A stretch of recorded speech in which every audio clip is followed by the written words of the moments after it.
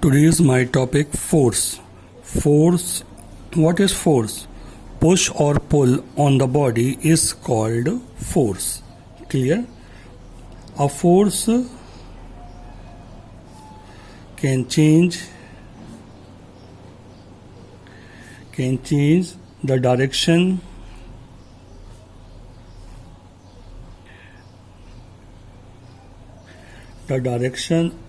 of motion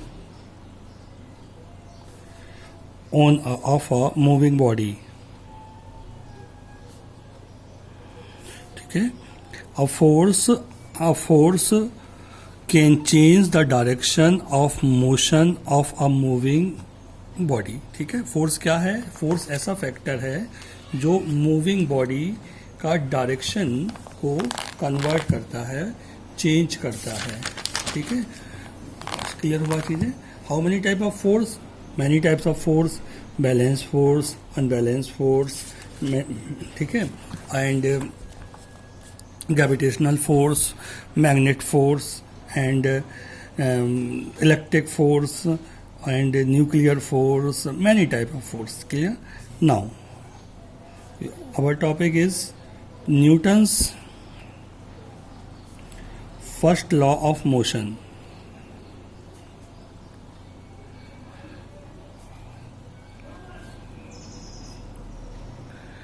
ठीक है. क्या है अपना topic? Newton's first law of motion. Clear? तो क्या होता फर्स्ट लॉ ऑफ मोशन? कि इफ एनी बॉडी, कोई भी बॉडी यदि कांस्टेंट है तो वह कांस्टेंट रहेगी. मींस रेस्ट कंडीशन में है तो वह रेस्ट कंडीशन में रहेगी. कब तक? जब तक उस पर बाह्य फोर्स यानी एक्सटर्नल फोर्स अप्लाई नहीं होता. क्लियर हुआ? तो हम क्या बोलेंगे? A body, that is a body at rest will remain at rest and a body in motion will continue in motion in a straight line with a uniform speed unless it is completed by a external force to change its state of rest or uniform motion. Clear? That is, कोई body constant है तो constant रहेगी and motion में है तो motion में रहेगी जब तक कि उस पर एक्सटर्नल फोर्स अप्लाई नहीं होता. क्लियर हुआ? This is first law of motion. ठीक है. It is also called motion of inertia. Clear हुआ? इसको अपन क्या बोलते हैं? Motion of inertia. Now momentum. Product between mass and velocity is known as momentum. ठीक है. So momentum is equal to mass into velocity. So momentum small p is equal to mass small m and v. ठीक है. So unit SI unit is kg meter per second. Clear? Kg meter per second, also kg meter second inverse. SI unit of momentum. Clear हुआ? कि if a body rest condition में है तो वो rest में रहेगी एंड अब product between mass and velocity is known as momentum. Clear हुआ? सो मोमेंटम हो जाएगा. Now second law of motion also called, और इसी को हम लोग क्या बोलते हैं? Newton's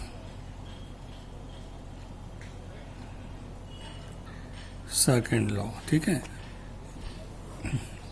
Newton's second law. क्या होगा लॉ? स्टेटमेंट क्या है इसका? सिंपल सा है. द रेट ऑफ चेंज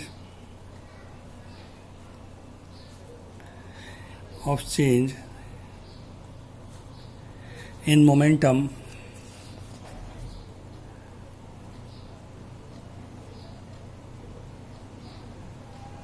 ठीक है. The rate of change in momentum is directly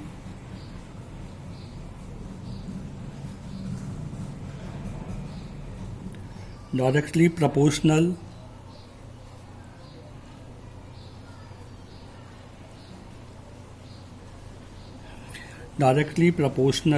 to the external force. Clear हुआ?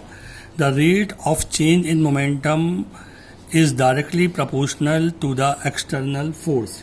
That is FORC, force directly proportional rate of change in momentum. Clear हुआ? So means momentum is equal to P, rate time के respect में निकालते हैं, यानी force F हो गया, force capital F, momentum delta P upon delta T, where delta P क्या है, चेंज इन मोमेंटम. ठीक है. So F is equal to के delta p upon delta t. Equation 1. K is a constant,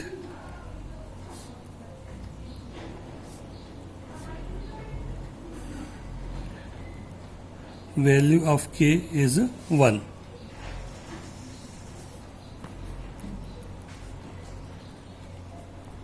That is delta p into delta t. Good morning, sir. Good morning, beta. Now, initial velocity is u and final velocity is v. That is initial moment, delta p is equal to final momentum minus initial momentum, delta p2 minus delta p1, means mv minus mu, means m constant, v minus u. So m delta v is equal to delta p. ठीक है. So delta p is equal to m delta v. Now f is equal to delta p is equal to m delta v upon delta t. So f is equal to m into delta v upon delta t, that is change in momentum. Delta v upon delta t is equal to change, that is change in velocity, is known as acceleration, acceleration a. ठीक. सो कितना हो जाएगा, m into कितना हो जाएगा a. So f is equal to कितना, M A, f is equal to M A. f क्या हो गया, फोर्स, m क्या हो गया, मास, ये क्या हो गया, acceleration. So force into mass, force is equal to mass into acceleration. Clear हुआ? This is second law of motion. I repeat, force directly proportional to the change in momentum means delta p upon delta t. So f is equal to k delta p upon delta t. K is a constant, value of k is 1, means delta p is equal to p2 minus p1. So mv minus कितना mu, m constant निकला, v minus u, v minus u is equal to delta v. So delta p is equal to m delta v. So f is equal to क्या होगा, m delta v upon delta t. So f m delta v upon delta t कितना a. So f is equal to ma and force into mass into acceleration. This is second law of motion या Newton's का second law. Clear हुआ? So next, SI unit of force, f is equal to m into a. f force, m mass, a acceleration. तो unit of force is equal to unit of mass kg and unit of acceleration meter per second square. That is kg meter per second square, means kg meter second inverse square. ठीक है, kg inverse second inverse square. This is known as kg meter second inverse square. ये कहलाएगी, क्या कहलाएगा, unit of force कहलाएगा. Clear हुआ चीजें?